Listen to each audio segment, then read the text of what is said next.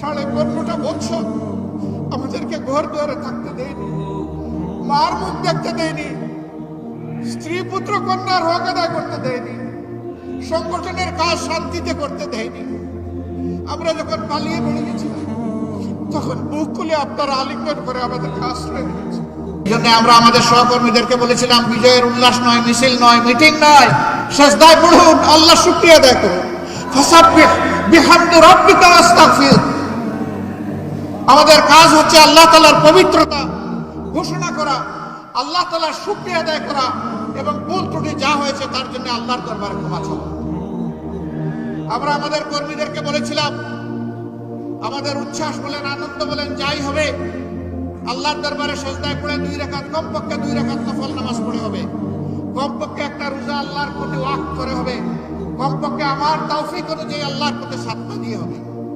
আলহামদুলিল্লাহ, আমরা আহ্বান জানিয়েছিলাম কর্মীদের জন্য দেশ এবং সারা বিশ্বে, দেশি প্রবাসী নিবাসী সকলেই আল্লাহর দরবারে এভাবে শুকরিয়া মাহমুদের দরবারে। ও মাহবুদ, তুমি তৌফিক দিয়েছো, আলহামদুলিল্লাহ রাব্বিল আলামিন। আমি প্রিয় সুধীবৃন্দের প্রতি কৃতজ্ঞতা জানাই। 15.5 বছর আমাদেরকে ঘর দুয়ারে থাকতে দেয়নি, মার মুখ দেখতে দেয়নি, স্ত্রী পুত্র কন্যার হক আদায় করতে দেয়নি, সংগঠনের কাজ শান্তিতে করতে দেয়নি। আমরা যখন পালিয়ে বেড়ে গেছিলাম তখন বুক খুলে আপনারা আলিঙ্গন করে আমাদেরকে আশ্রয় দিয়েছে।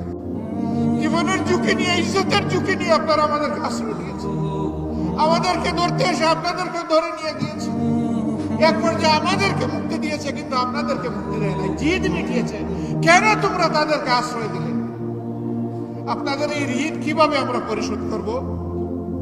এর কোনো প্রতিদান আমাদের কাছে নাই।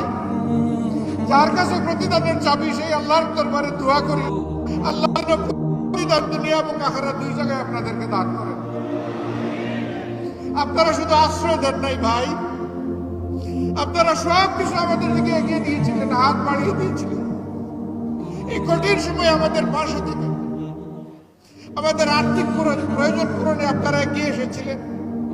আল্লাহ রাব্বুল আলামিন আপনাদের হায়াতের উপর বরকত দিন, আপনাদের সুস্বাস্থ্যের উপর বরকত দিন, আপনাদের ইজ্জতের উপরে বরকত দিন, আপনাদের রিজিকের উপরে বরকত দিন, আপনাদের ইখলাস এবং নিয়তের উপরে আল্লাহ বরকত দান করুন। এই সব কিছুর বিনিময়ে আল্লাহ তাআলা আপনাদের জন্য দুজকের আগুনকে নিভিয়ে দিন।